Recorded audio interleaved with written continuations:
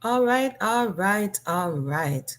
Greetings and welcome back once again. This is Amuna, and you don't know already. I pray everybody is doing well.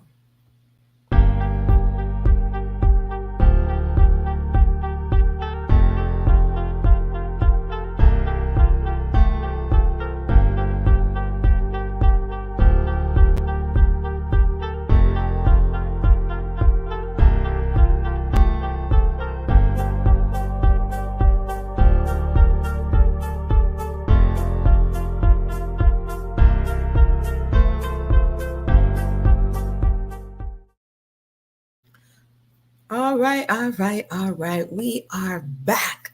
You don't know already. Everybody bless up yourself. Welcome back again. I said, let me come on here before I continue to get distracted with these sewing activities. You already know. So, yeah, the last time we left off, right? Shout out to everybody who just joined us. Where did I put my glasses, though? Hold on, everybody. Where did I put my computer specs? The last time we left off, Mr. Garvey, oh, Mr. Garvey, oh. I think I put my other.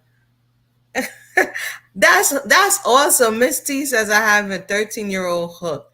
All right, welcome to history. History that is so very interesting. That is beautiful because that's what I want to hear. That the young ones are interested, as well as all of us. Trying to clean up my glasses here. So the last time we left off, can anybody tell me where we left off? Let me see what's going on here. Let me get my little screen situation. The last time we left off, Mr. Garvey was overseas and he was in England. And he went on a little world tour, right? And he was on a European tour and he was kind of, writing back to Jamaica like, yo, y'all wouldn't even believe. Kevin, welcome to the conversation. Yes, I've gotten the PDFs, Kevin. I have gotten the PDFs. I scanned them. I wasn't able to go deep into it. Y'all, by now, y'all should know. I love information in the books, but then sometimes I get a little distracted. So I got distracted. I got distracted, but I'm here. I'm here. So I definitely got the PDFs. Thank you so much for that. And I'm going to be taking a look at them. Abina says he's returning to Jamaica after his Juby situation, after the engagement to the heiress situation. Good morning. Good morning. Wow, it's morning in New Zealand. Shout out to you, Queenie from New Zealand. So today, young Marcus, well, yeah, he's still young. He's back on his way back to JA. Okay, welcome to Jamrock. He didn't have the 10-pound of weeds in the van back, but he's on his way back to Jamrock, right? And yeah, we're gonna read his account. And then, as you know, how the thing go already, we're going to read some other accounts. Now, we don't get to young Amy just yet. This is the birth or the conception of UNIA. He went to South America, went to Central America. Now he went to Europe, and he's getting a flavor of the situation for the melanated peoples of the world. Okay, so let's continue. Oh yeah, and they stole his belongings in France. Haha. So he says, becoming naturally restless, and I'm coming from page 3. Becoming naturally restless for the opportunity of doing something for the advancement of my race, I was determined that the black man would not continue to be kicked about by all the other races and nations of the world. Now, he's writing this in retrospect, and we must also keep that in mind.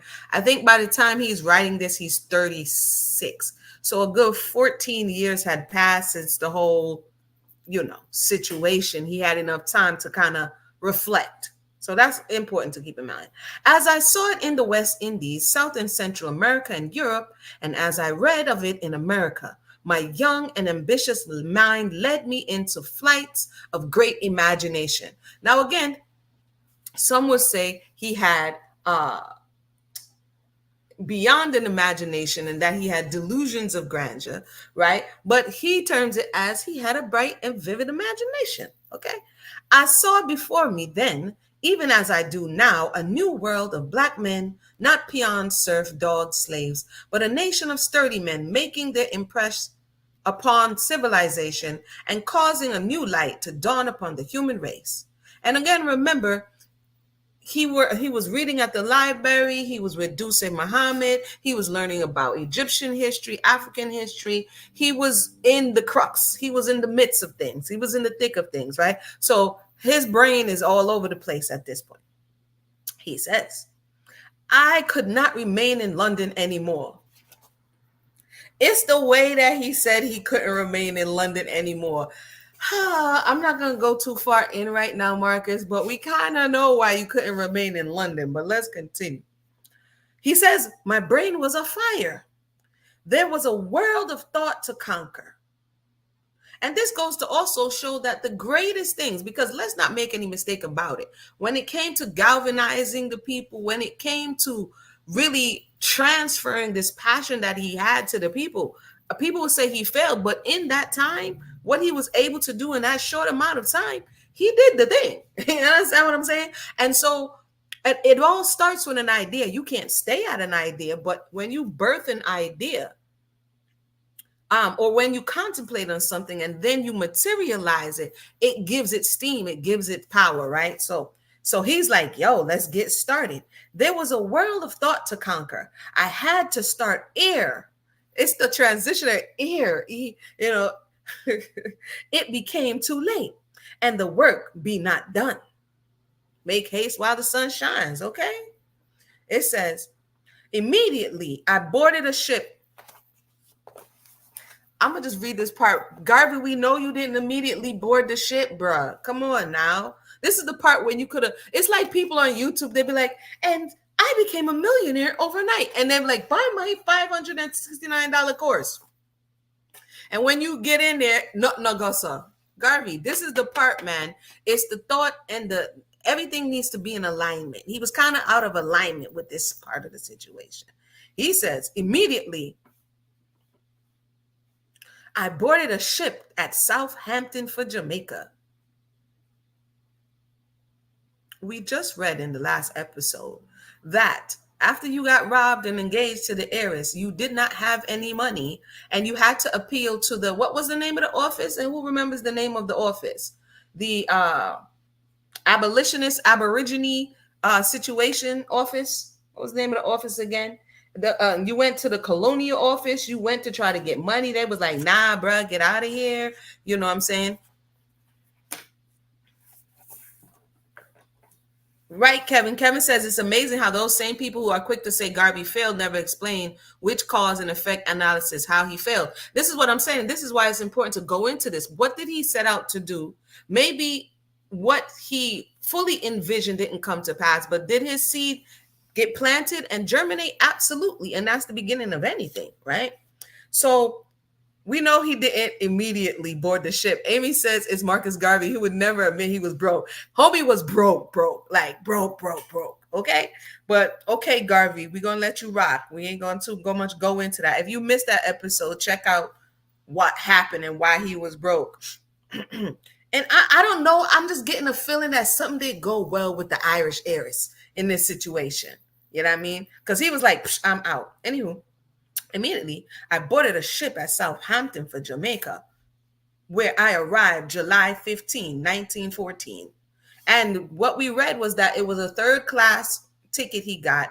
And I think the voyage took about 3 weeks. So it was nothing immediate about them 3 weeks and 21 days. He had a lot of time to be coming up with a bright idea. Garvey, we need the truth. You can't handle the truth. The Universal Negro Improvement Association and African Communities Imperial League.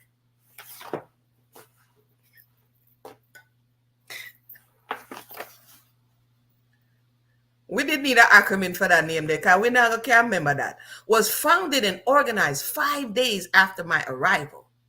with the program of uniting all the Negro peoples of the world into one great body to establish a country government absolutely their own. So in this part, if this is what he's telling us, that that was the goal, then one would say he failed at this particular goal, that he was not able to unite all the Negro peoples of the world into one great body to establish a country government absolutely their own. And this is something I spoke to, I think, the other day about the fact that there wasn't a monolith of all the Negro peoples of the world. At what point were all the Negro peoples of the world a monolith? They had their own culture, their own traditions, own tribes, right? So he may have been a bit overzealous with this particular goal, but hey, Garvey, it's your goal. So let's continue. Where did the name of the organization come from? He says. And then we're going to go to where did the name of the organization come from? It was while speaking to a West Indian Negro who was a passenger on the ship with me from Southampton, who was returning home to the West Indies from Basutoland with his Basuto wife, and that I further learned of the horrors of native life in Africa. He related to me in a conversation such horrible and pitiable tales that my heart bled within me.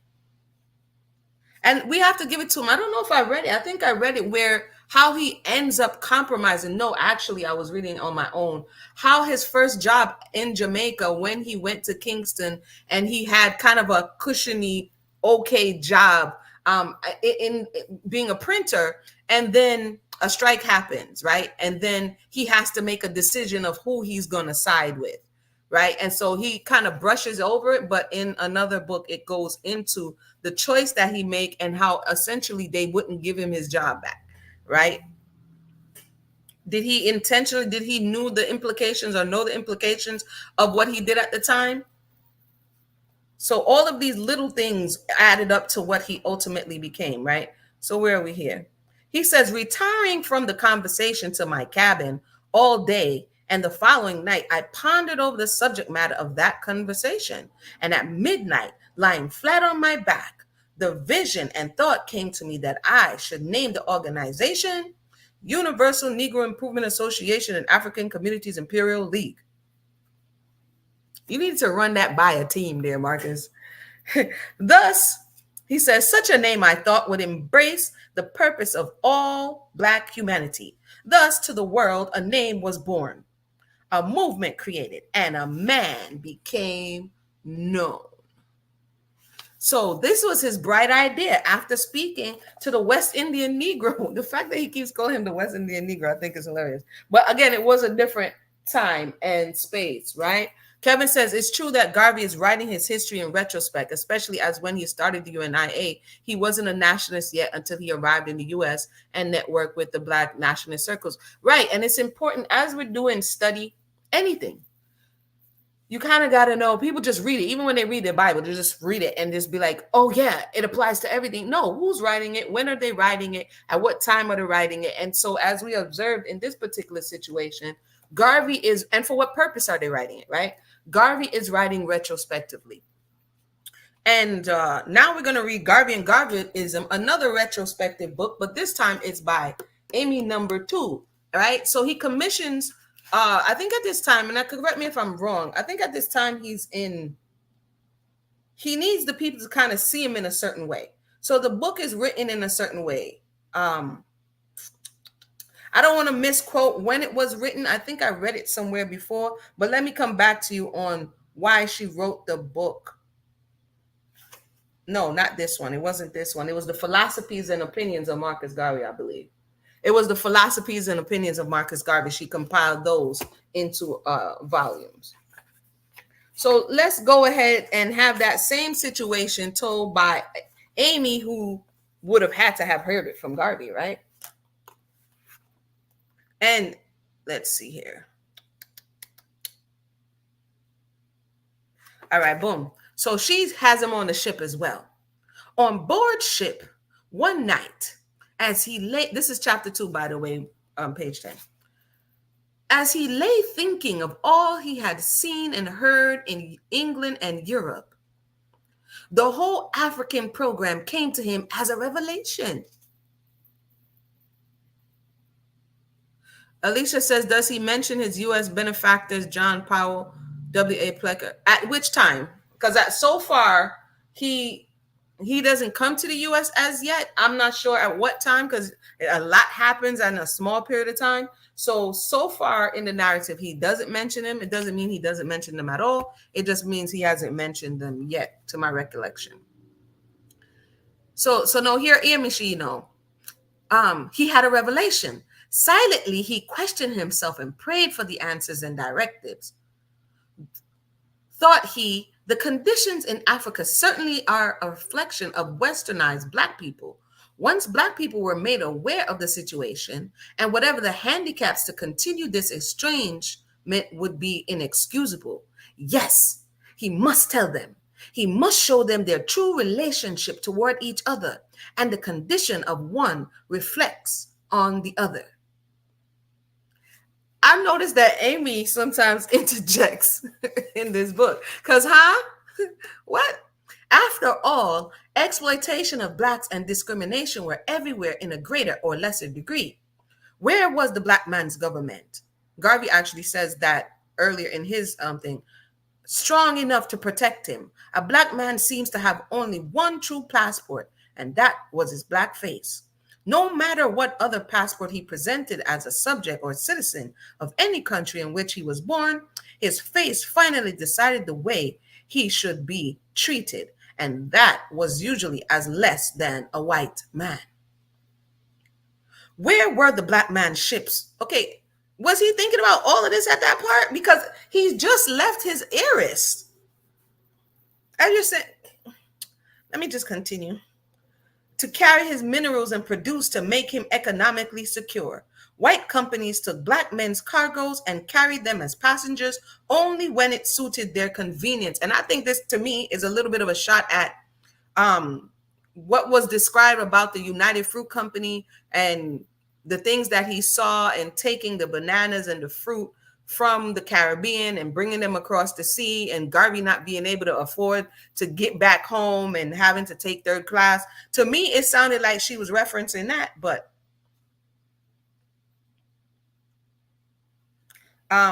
white companies took Black men's cargo. Okay, this attitude was, if you don't like it, then swim the oceans or get your own ships. It sounds like she's talking about something specific, you know what I mean? Where were Black men's factories to provide employment for their people? Why should Black men always walk hat in hand begging white men for jobs? It is because the Black man is not economically self-reliant that he is kicked around and gets the refuse. This is why he's treated with contempt, sometimes with pity, but never with respect as a race. Up from his bunk, Garvey rose, got his notebook, and added a co-title to his organization, African Communities League. He needed a co-title? She didn't even tell us the title yet. I don't know. So she goes into, and he had the manifesto and the aim. According to Amy, he had the manifesto and the aim aforetime. So I'm just going to read it. To establish a universal fraternity among the race, to promote the spirit of pride and love, to reclaim the fallen, to administer, to assist the needy, to assist in civilizing the backward tribes of Africa. Garvey, how you know from one conversation? To assist in developing of independent Negro nations and communities, to establish a central nation for the race, where they will be given the opportunity to develop themselves, to establish commissionaries and agencies in the principal countries and cities of the world for the representation of all Negroes, to promote a conscientious spiritual worship among the native tribes of Africa, to establish universities, college, academies, and schools for racial education, culture of the people, to improve the general conditions of Negroes everywhere. And a lot of this speaks to Garvey's early experiences, right? His inability to attend school because his parents don't have the money.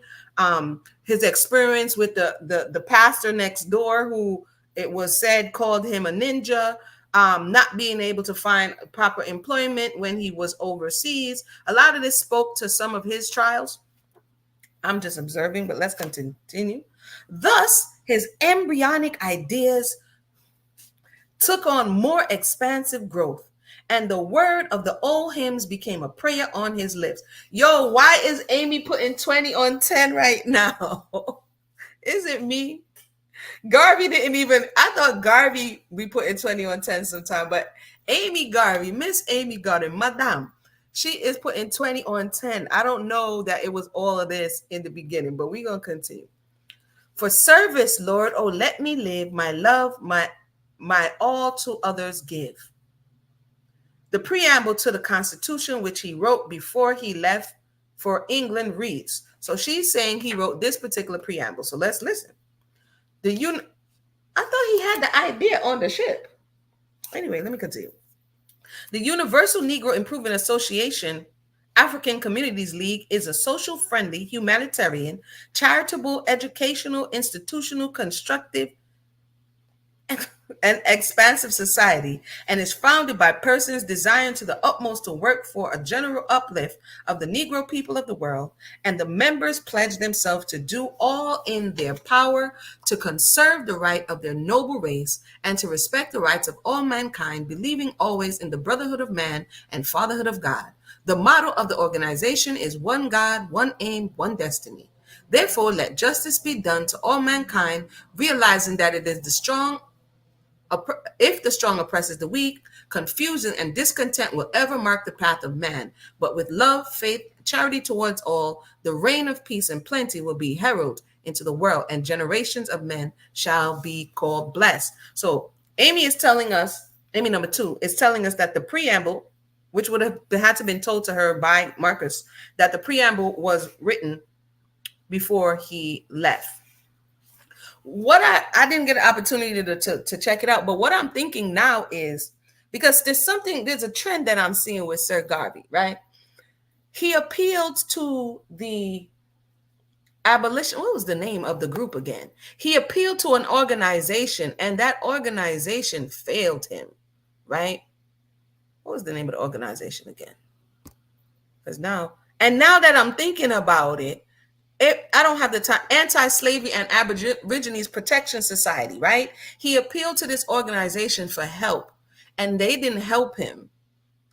And I kind of want to see what they pledged that their organization was supposed to do, because there's a possibility, yes, that he saw what happened and he went around the world and was like, what can be done, but it may have been the straw that broke the camel's back when the organization that was supposed to aid and assist didn't aid and assist. So he decides, what? Forget this. I'm gonna make my own.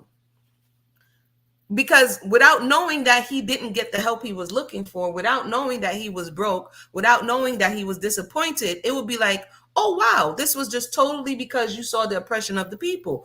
But you had to have identified to a certain degree and felt empathetic because you also had these similar experiences at different times. I'm just saying, let me know if I'm bugging.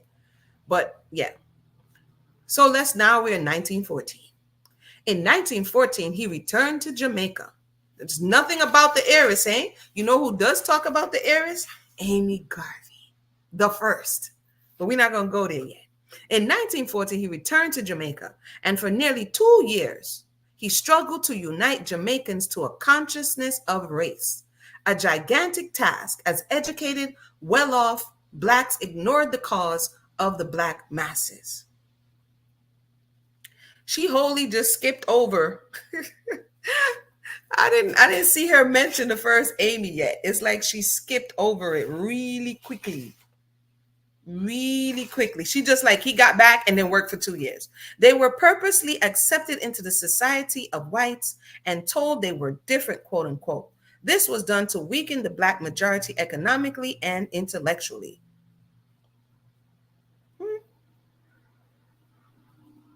Hold on, people.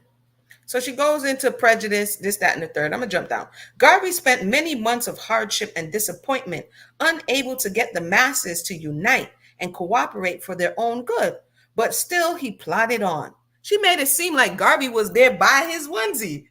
Ain't nobody else in Amy number 2's picture. Okay. He was up against the plantocracy, the land barons, the white shipping and fruit companies who made millions yearly out of the islands and Africa. and newspapers whose policy was to make the island safe for big business at any cost, as they were the stockholders. Added to this, combined were the people he was trying to re educate, who for over a century had been steeped in the almost divine might of imperialist European nations. It can't be done was the innermost thought of even those who were helping him. Who are those? Because up until this time, we ain't hear about nobody. Yet they knew that he was but expressing their hopes and ambitions. Go ahead, talk about your man. She was like, listen. Yeah, I know, Kevin. They didn't like each other. But wow, it's wild that she would trivialize, even in not liking the person, to trivialize their contribution. I feel you. I hear you on that one. And I do. I'm not going to get distracted. But Amy number one's book, I found it and it's in. Okay. Okay. So, so we're going to read a little bit more. The subtle echo. Let me see if she's saying anything else. We're going to stop here on hers. We're going to stop here on hers. Wait, let me jump down one little second. He planned seamen traveling on banana ships told him of opportunities in America. He also heard of help Booker T. Washington got for his work in the southern states. So he wrote him, and Washington encouraged him to come up. This was late. This was way later. So she jumps over a lot of things. So we're going to put a pause on her because she's taking us out of the bright idea. She just gave us the one little piece and then she just jumped. So we're going to jump now. We're going to jump. Just like Miss Amy is over here jumping, we're going to jump.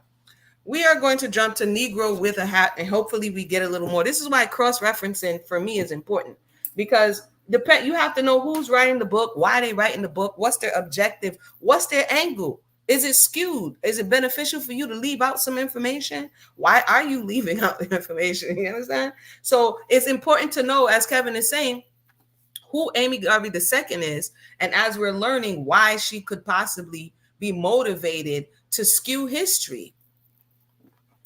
Because she took the man. She got that girl man. That's why. Okay, so we are on chapter 3. Okay, we're on chapter 3, page 52, in the company of Negroes in Negro with a Hat. Once again, sailing back to Jamaica. And shout out to Colin Grant, because he told us all of what happened before he got there, right? Garvey fell in with the other 2 third-class passengers, a Caribbean missionary returning from Basuto land and his Basuto wife. He tells us about the wife, and she tells us about the couple, but every other detail is wiped away. Okay. Marcus was shocked by the missionary's description of life there. When he reflected on the missionary's account of the horrible and pitiable abuse of Africans, Garvey was so moved that he seemed to have undergone an epiphany. Where is the black man's government? Garvey asked himself. Where is his president, his country, his ambassador, his army? I could not find them. Capturing the feverish urgency of the time, Garvey later wrote that his brain was on fire, and we just read that, and that he had a vision of a new world of black men, not peons, serf, dog, slave, but a nation of sturdy men making their impress upon civilization and causing a new light to dawn upon the human race.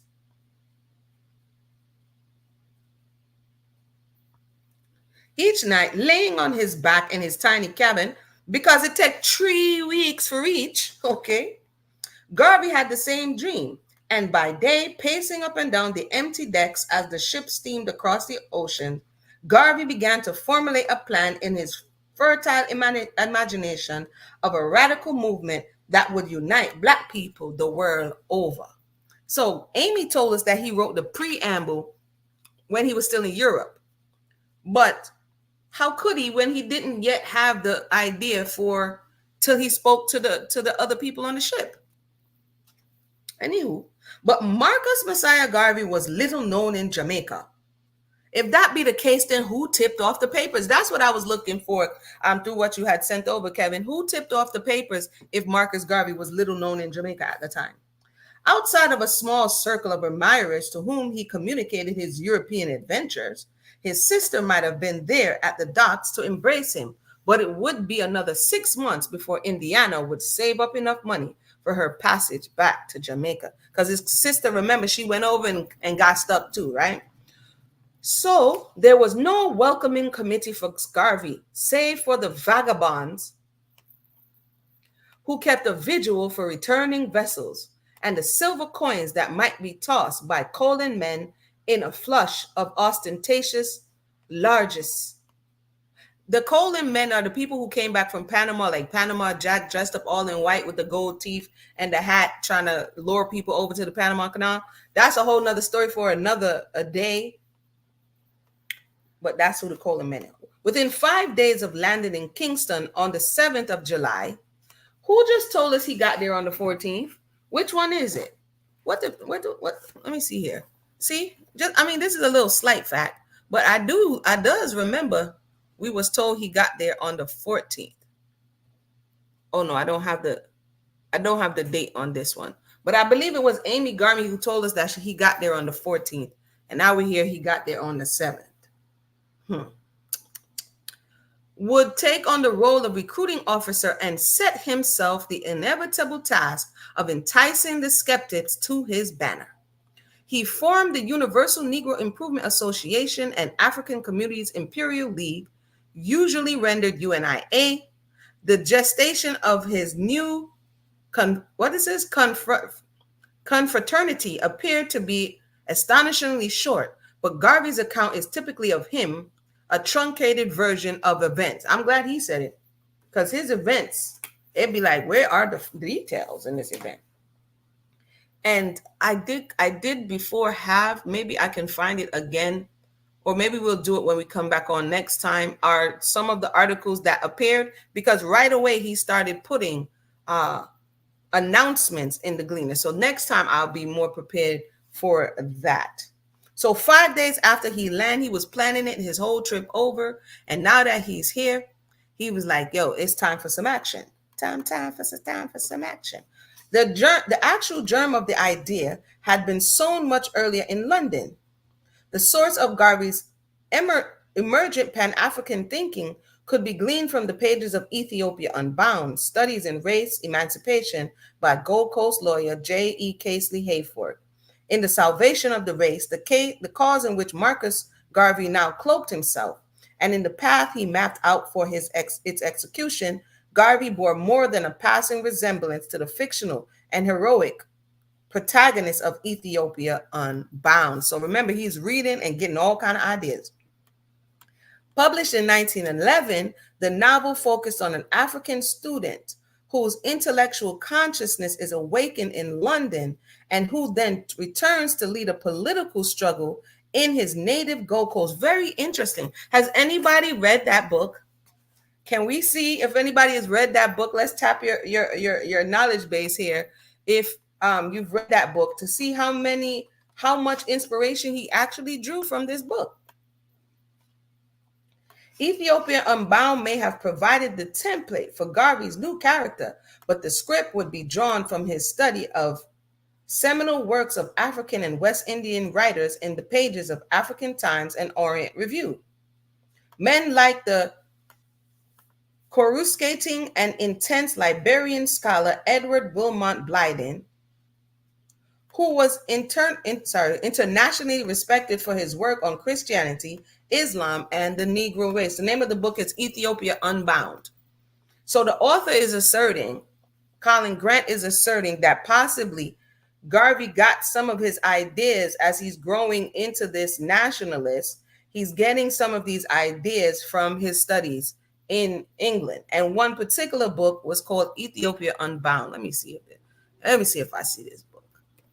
It was a novel, he's saying, and it was written in 1911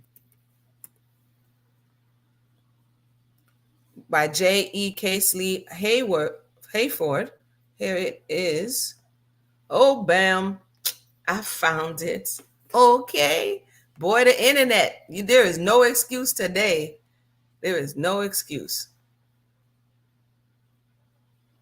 Dang, this book is written in 1911. So let me give a little I don't have any much visuals today, but I'm gonna give the visual on this one because okay, this is 1911. This book is over 100 years old. Okay, so let's take a look at Ethiopia Unbound.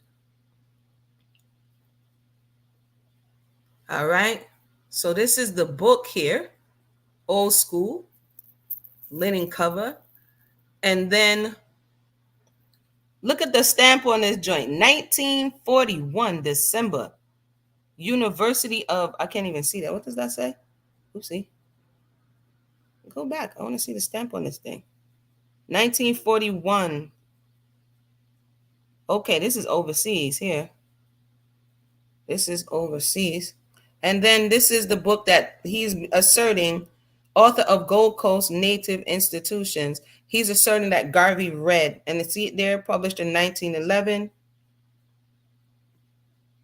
to the sons of Ethiopia the world wide over. This is interesting. It's a novel.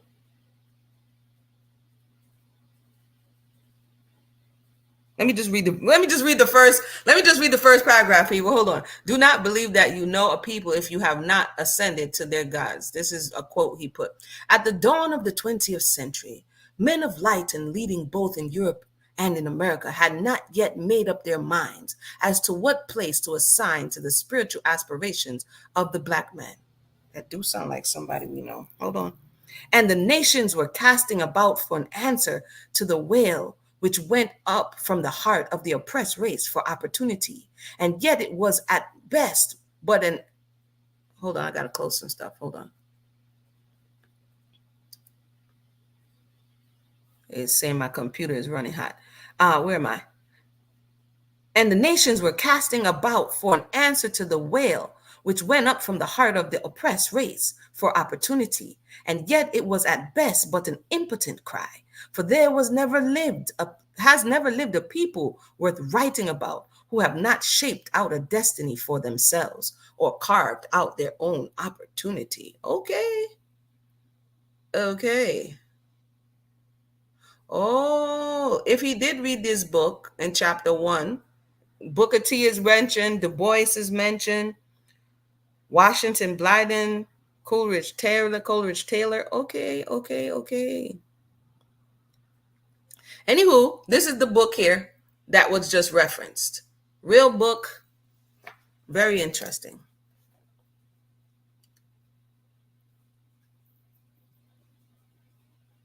Yes, he did. Bear in mind he also read Duse Muhammad's Pan African Journal as well as he wrote it, and that journal had writings. Yes, yes, yes. So he's basically connecting the dots there. As they're saying, he's birthing an idea based on his exposure. So yes, I agree. I agree. And that was also mentioned here that he the pages of the African Times and Orient Review. He's getting cultured at this point. It says here, Blyden's text was a modern infraction book of notes, history, philosophy, and other reflections on the reduced state of black people the world over. On the subject of religion, Blyden suggested that Islam, with its lack of color distinction, was more attractive to black people than Christianity. Blyden, who migrated from the Virgin Islands to Liberia as a young man, was also an advocate of repatriation schemes which encouraged the return of blacks from the diaspora to Africa. And at another time, we should speak about the Liberia project and really the colonization project that at first, when it was suggested and offered, it was in America, well, at least rejected by most because the thought was that why should they leave and go to a place that they did not know when they helped to build America? So our brothers and sister counterpart who were here, Liberia was set up as this colony. And one particular book I had to get when I was doing this study it's small. It is small. I want the book gone. I just had the book. I'll get it again. The name of the book was oh, here it is. Give me 1 second.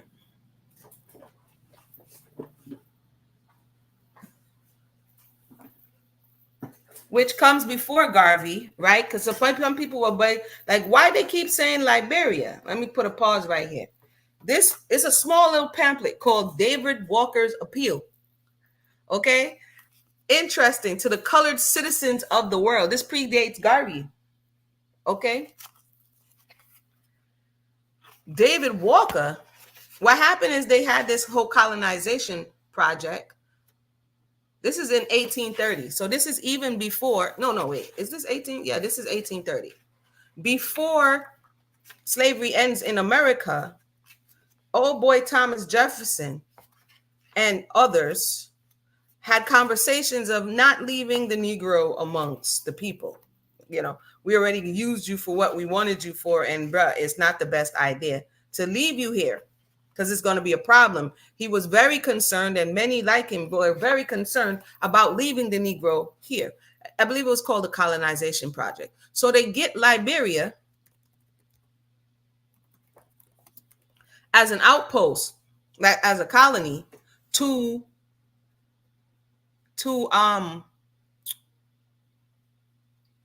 that to say, if you want to go back, then you can go back. Let me give it to you right here, because Liberia keeps coming up, right? So that's why I'm gonna do that real quick. Hold on 1 second.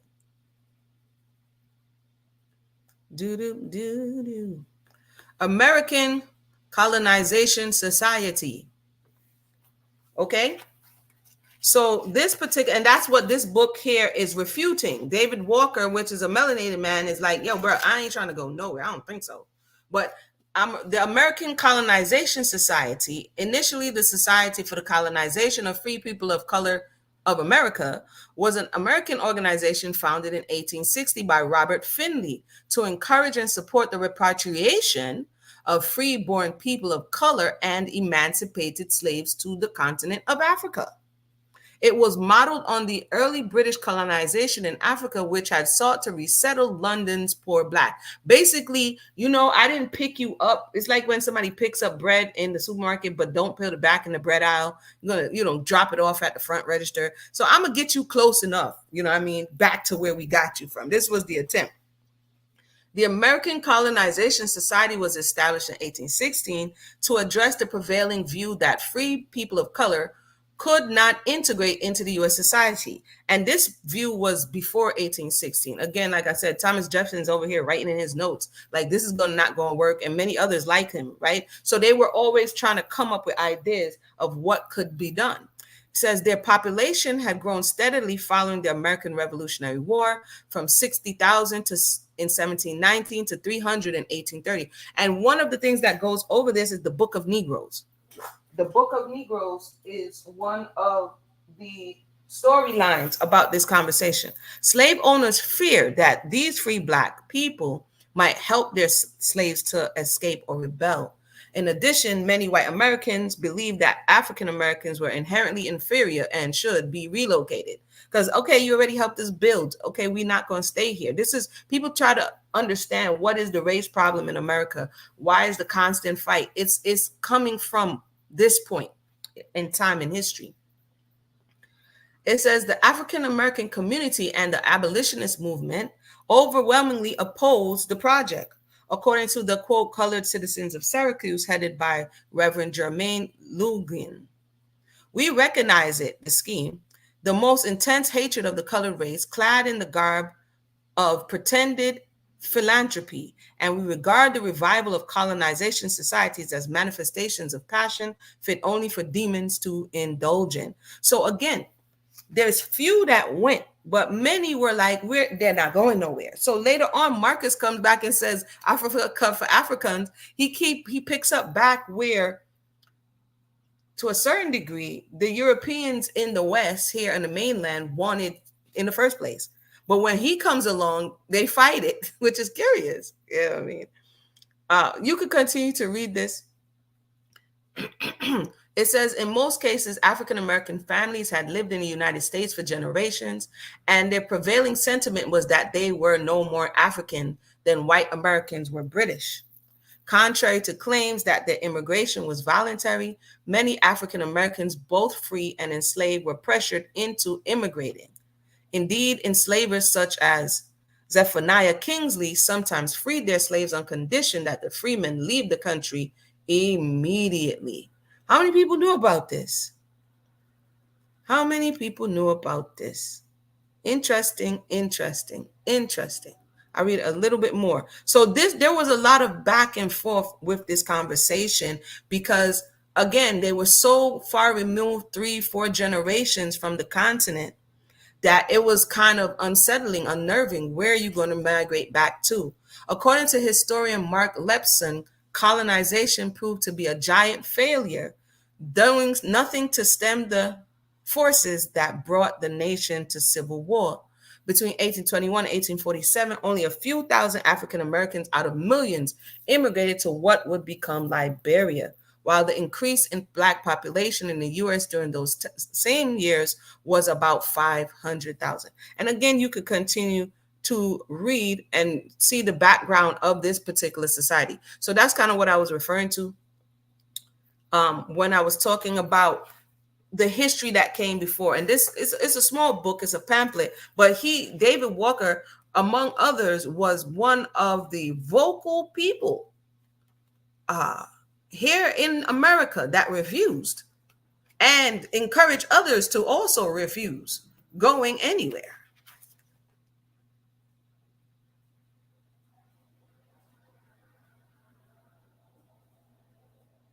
So let me continue here. That's for another day. So let's go back over here real quick, real quick, real quick. So basically, Marcus is back now. I'm gonna wrap it up. What time is it? Marcus is back. He had experiences overseas that he began to formulate the idea for the UNIA. And so we're going to read just a little more.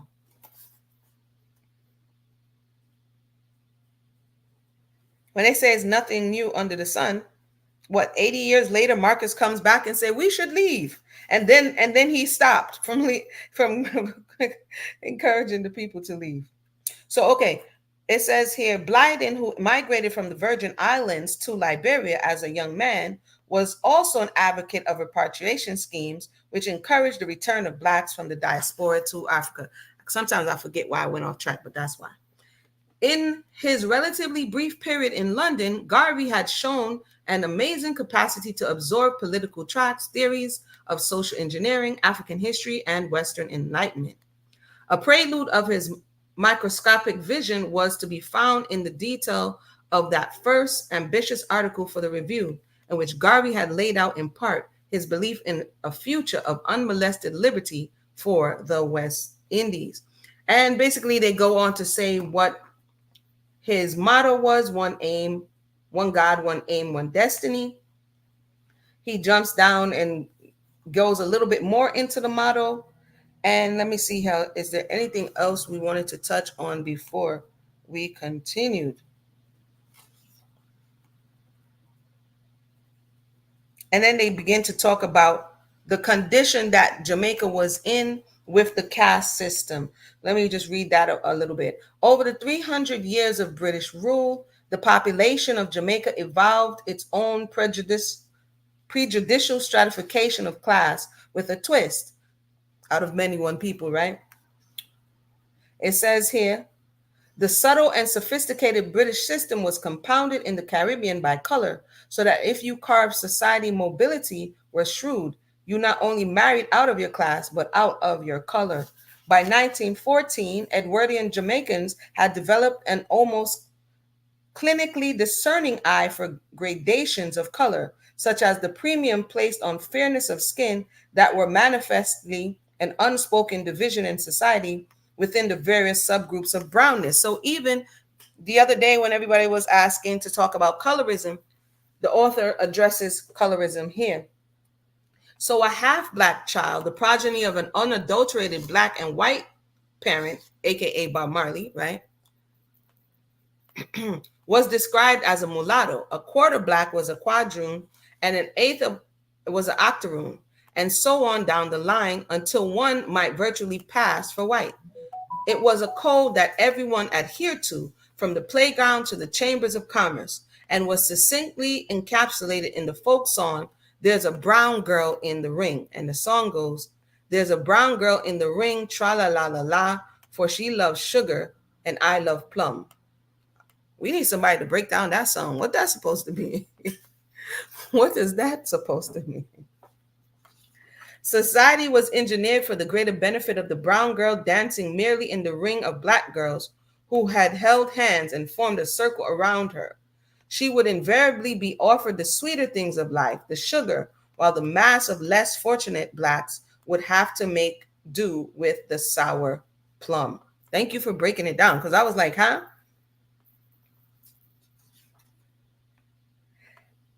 So Garvey goes into that. Let me jump down here. Here, he talks about the article.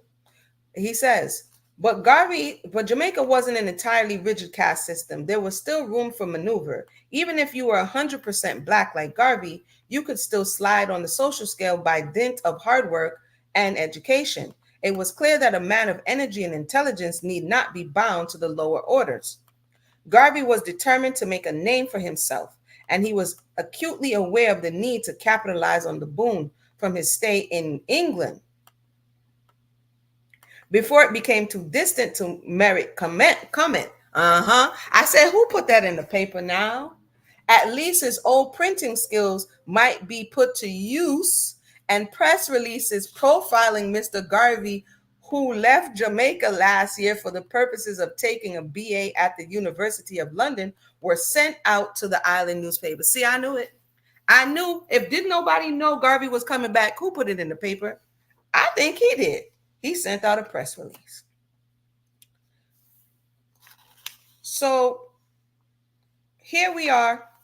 He gives himself a homecoming, and 5 days later he starts the UNIA. But before that time, he is going to meet young Amy Garvey, and that's where we are in the conversation. I know this one was kind of like, there's not a lot of hype in this one, but you already know we have to set up the story. So definitely join us next time for when Garvey meets Amy. All right. Jeffrey said Brown Girl in the Ring by Booney M. Okay, thank you so much for that. Kevin says a book you should order is The Jamaican People, 1880 to 1902. It's a great book about the world of Jamaica that Garvey was born into. I'm going to check that out. Thank you so much. We used to play Brown Girl in the Ring when I was a child. It's the same song. So did you guys actually put a brown girl in the ring, or did you just sing the song? Because that is very curious. That is very curious. They may debunk. Okay, maybe that's a different conversation Alicia's having. Sure, you ordered the DVD, Marcus. A giant. I'll see if I saw that one. I'll double check on that one to see if I saw that one. I'm just going through any questions. I'll put a link here. If you have anything to share, if you have anything to clear up, feel free to do so. If not, I hope we learned and gleaned something today. I'm going to look over that book a little bit, Ethiopia Unbound, because that's curious.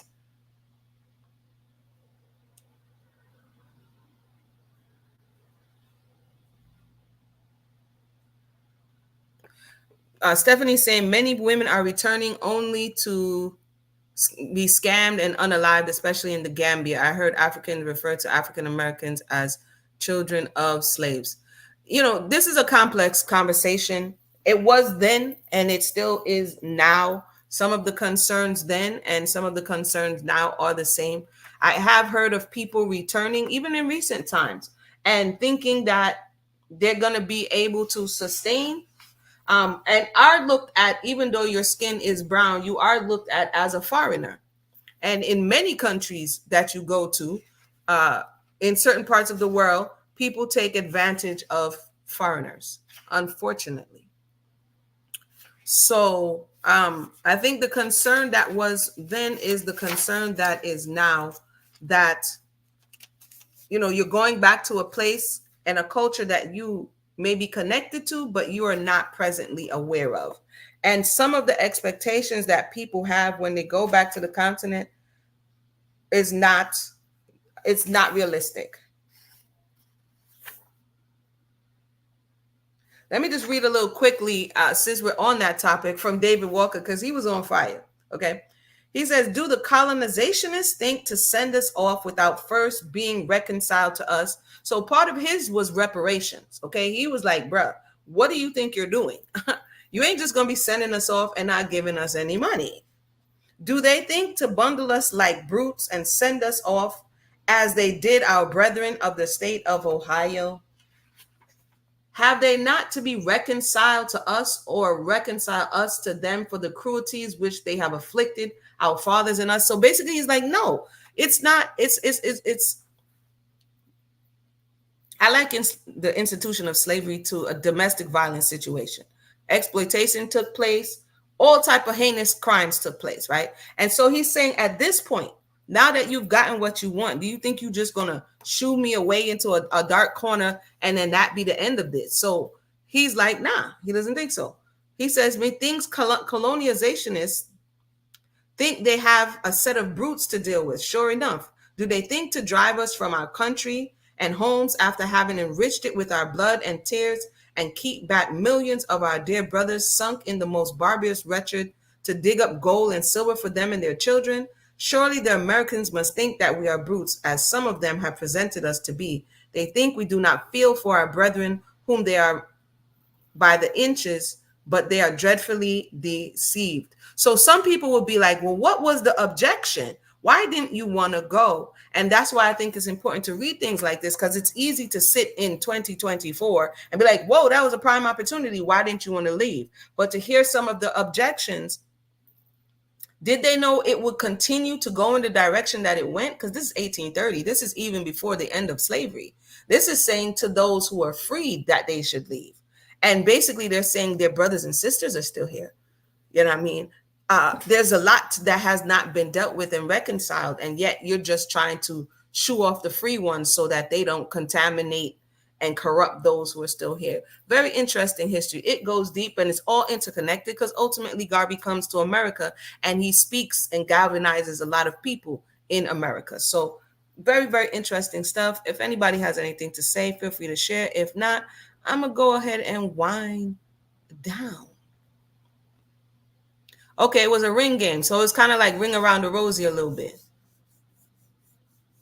Stephanie says she played it as well.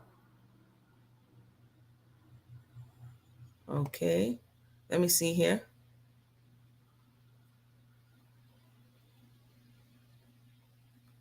I'll check that out. Thank you, Jeffrey. Okay, Miss T describes the game. She said they held a ring and a girl in the ring sing the song. She did a dance. The ring followed. She chose another girl and sing and play over and over for hours. Okay. And she says it never knew it was rooted in history. Well, here we are. Here we are.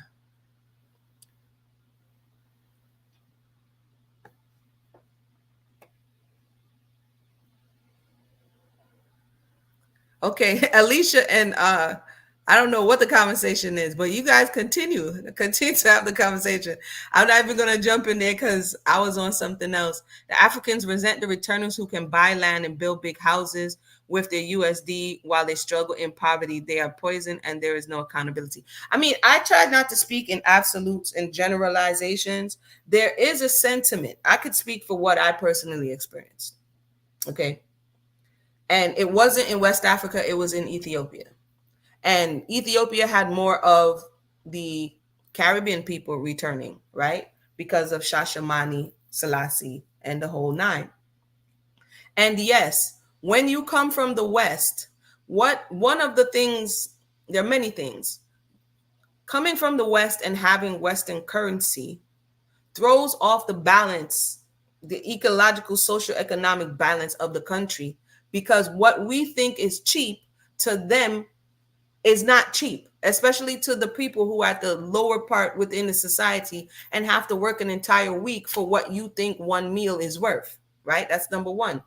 And so, yes, naturally, and this is not only just for Black Americans. I watched something, or anybody coming from the West, I watched something about another African country that felt upset because their neighboring country was coming in across the border, getting jobs and, working cheaper, and they were upset that they were driving down the prices of things. So it's a human thing. That's number one. It's the same thing that's happening in America when people are coming across the border, going into construction, not being insured. They don't have to pay all of these things, paying under the table, undercutting prices. A lot of people going out of business. Why? Because you have cheaper labor. That's on the other side of it. So you have this in anything, not just Africa. It can happen in anywhere when you have a mass migration of one set of people who are throwing off the ecological balance within that society. So what happens when you have people coming in, among other things, is that it throws off the balance, right? And so, yes, being able to build in a certain way that other people, the everyday people who work and not able to build, it does cause jealousy or indifference, not across the board because everybody is not struggling, but it does have the ability to do so. What was the other thing I was going to say? So yeah, that was what was also happening. So even though a lot of Rastas wasn't building huge big houses because that wasn't, they weren't on that type of time, it still would be considered, inside dwelling, running water. Like when I was in Shashamani, and do I want to tell this story right now? I think I told this story before. When I was in Shashamani, right? And then I'm gonna wind up. It's a true story, people. So I left from Addis Ababa, and went, when we went a family, we were in Shashamani. And another Rasta brethren that I know, he was going back to the city. So he was like, yo, you can rent the house that I was renting. Now, it wasn't a big extravagant house, okay? But compared to the houses in that community that the everyday person was living in, you understand? It still had outside toilet and no running water inside. But that's another story for another day. So the neighbor who was in a hut, literally, right? He assumed, well, you're living in an established home, and you have light, so I'm going to chop your line.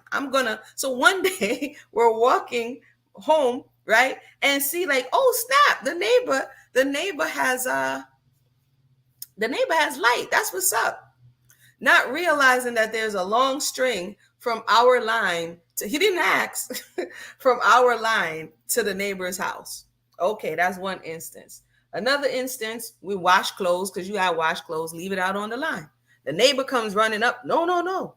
Don't leave that on the line. And it's things that you would think is simple. Don't leave that on the line. And you're like, why? It was like, because people going to steal it. So the things that we may think is small or simple, coming from the West, the things that you may have and it may look as nothing. When you go into certain spaces, it may be like, oh, that person is rich. They taught, oh, when people come to your house and you don't know them, don't let them come inside. And I'm like, because then they will scan you out and try to see what it is you have, because that was the type of party that was happening there. So I've heard of people going to other places and similar things happening to them. This expectation and thought that if you're coming from the West, or that means you have money. But again, it doesn't only just happen in Africa. It happens in many countries where there's an influx of people from one place and they go into another place, and the locals think that you have resources. That's a crazy story. I got more stories, but that was crazy. Like Fanos, his name was Fanos, stole the light and was doing the most. Let's see. Kevin says there's an issue of returnees having a neo-colonial mentality and patronist attitude against the native Africans, which can instigate resentment.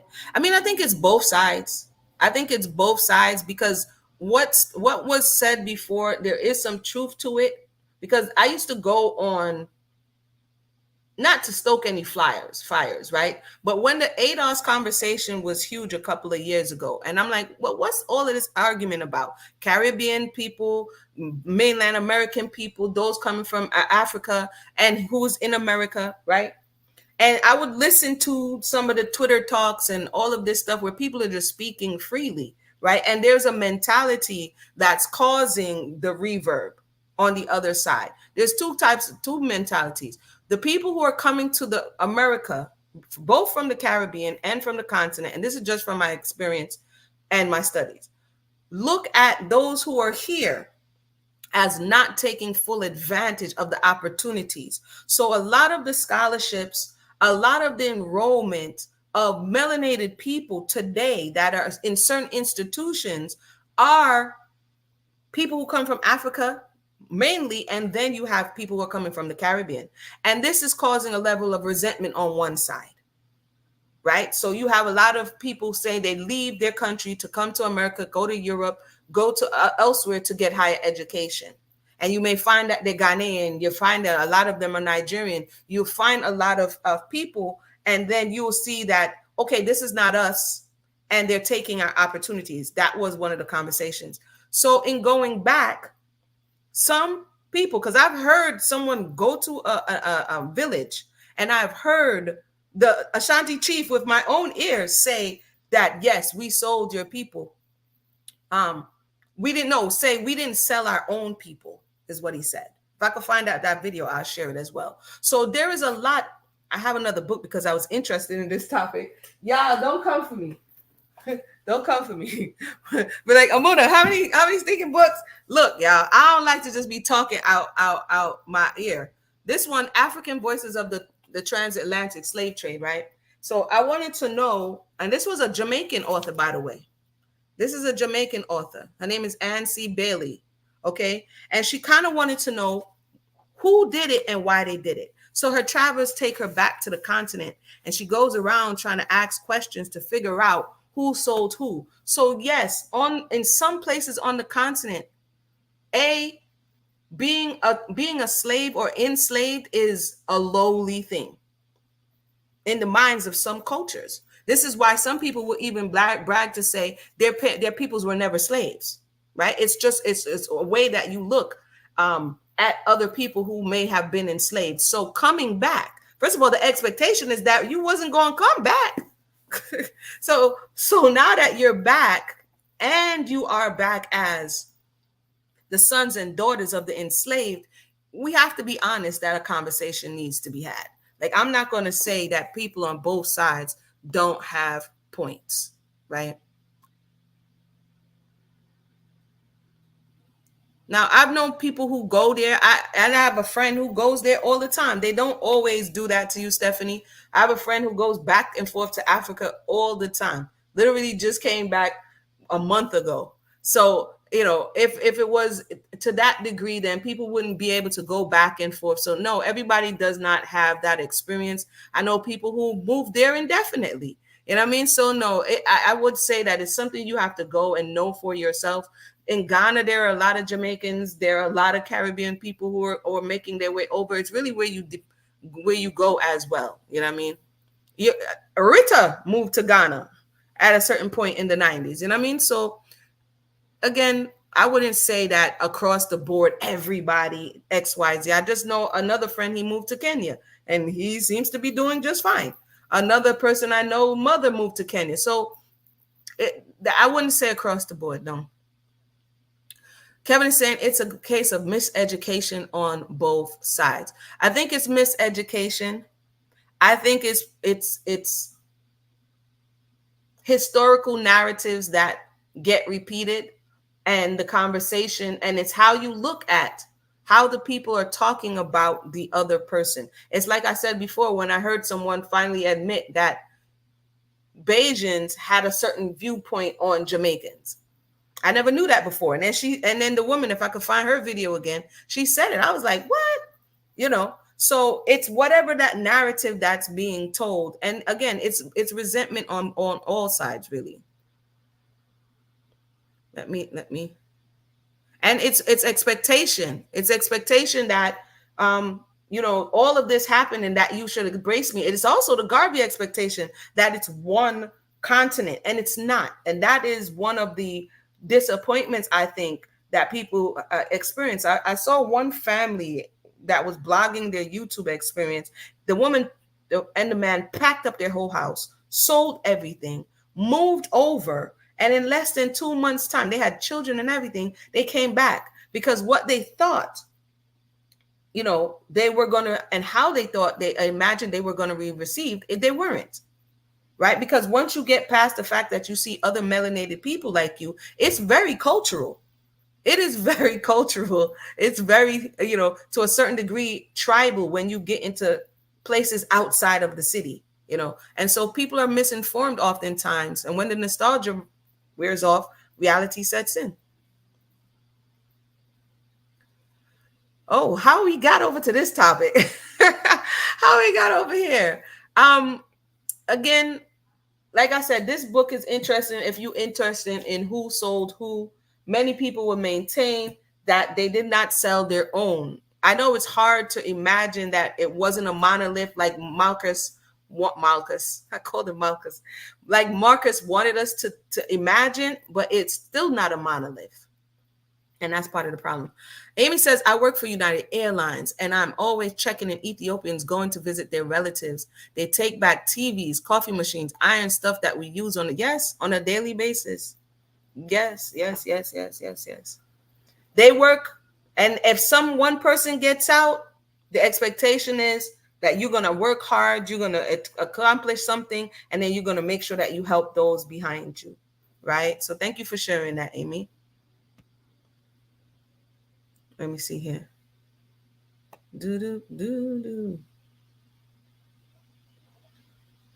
No, I don't think Rita's in Ghana. I think she's back here because she was sick, and so I think she's back here, so she's not still in Ghana. I guess one thing we could take away from this conversation, as Kevin just said, is that Africa is not a monolith. That means it's not one people. It never has been one people that we can remember. And this thought or expectation, I remember one time I was in Ethiopia, and they looking at you. Even though you're like, ooh, everybody else is looking like me, they're looking at you. And one lady walks up to me and is like, you look like you could be Ethiopian, but you're not Ethiopian, are you? And then her next question is, what are you doing here? And you're like, okay, first of all, you're a bit forward. But second of all, You understand what I'm saying? But they are used to people coming from the Caribbean. And the next thing they know is Shashamani, because there has been a great influx of people coming in from the Caribbean and wherever they may be scattered to go to Shashamani over the last 30, 40 years. You know what I mean? So that part they're used to by now. So with that said,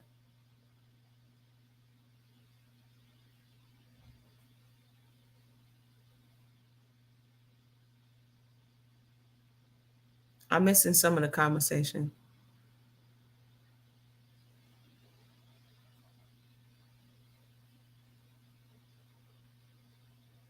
Okay, read the PDF, Fighting the Slave Trade. Yeah, there's so much in this particular topic that it's so expansive. Like, when I read one thing, I'm like, oh, chill, I got to go read another thing. It is so expansive that what we must understand is that I would say if we could hold off on pushing forward more false narratives before we invest the time into understanding what really happened, because that just hurts us when it comes on to conversation and discussion, because our healing is also tied to it. But our emotional thought is, oh, they sold us, or our emotional thought is, oh, you owe me, or whatever it may be, right? But as Kevin is saying, there are other parts of this conversation that we have not been privy to, because it's really not taught in schools unless you are going to go into this topic on your own, or you specifically go into this area. It's not taught. To many people here in the West, the most they know about slavery is the Willie Lynch letters or what they saw in Roots. You understand? And so it does the conversation a great disservice when we're not open to learning that so much stuff happened. A lot of stuff happened, right? And here we are. And we have to take time to kind of move through it, because Marcus is also coming into the conversation knowing some of what happened, but just still trying to pummel through it and push through it, and then meeting these roadblocks and realizing that the people are further entrenched in the enslavement mentally than he imagined, right? And so yeah, it's deep. Alicia says Africa struggles to get its own footing. In Lagos, my co-worker's friend was angry with me for wanting to purchase art. I thought I'm looking for one man. Okay, I must have missed something.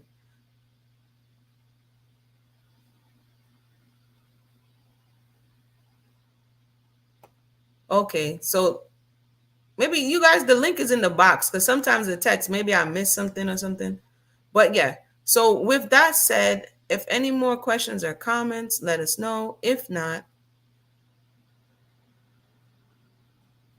I'm gonna boogie.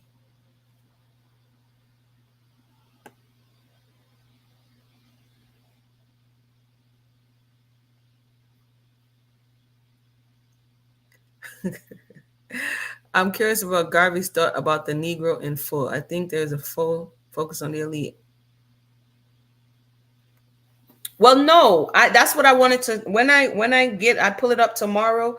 Initially, what he wanted was to recreate, to my understanding, some of what Booker T was doing with Tuskegee.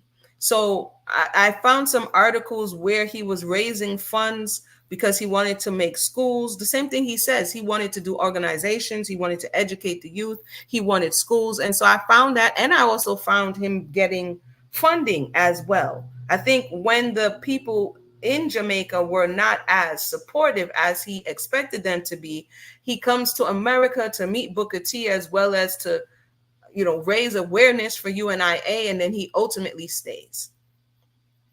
Right? We'll come back and talk about the slave trade, because that's it all boils down to greed.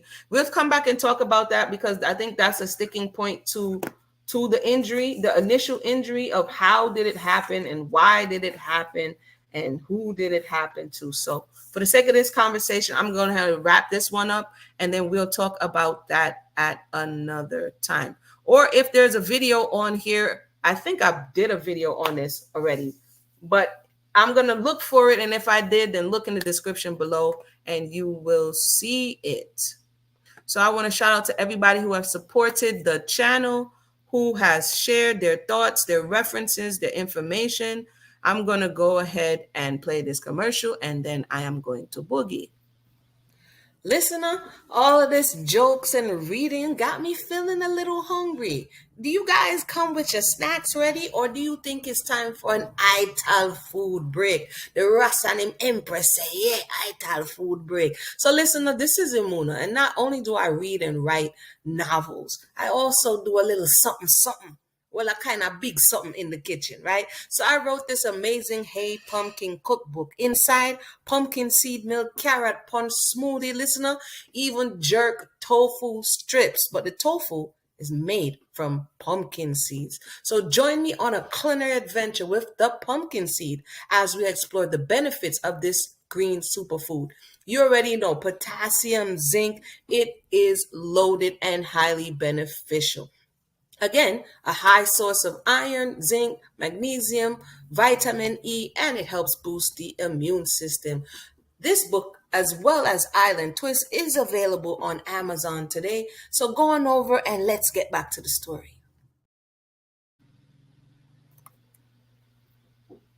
All right, everybody, we're going to come and have that conversation. As Mary C said, there's actually a documentary on that. If I find that one again, I'll drop it in the back.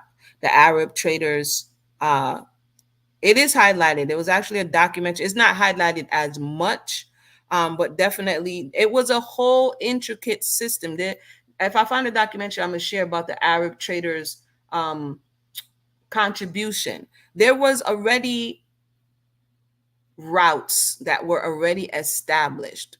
What switched was what was being traded, right? The infrastructure was already there.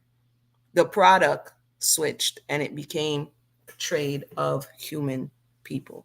So it's a deep topic. Like I said, Definitely keep your thoughts, share it in the box below, and we'll revisit it at another time.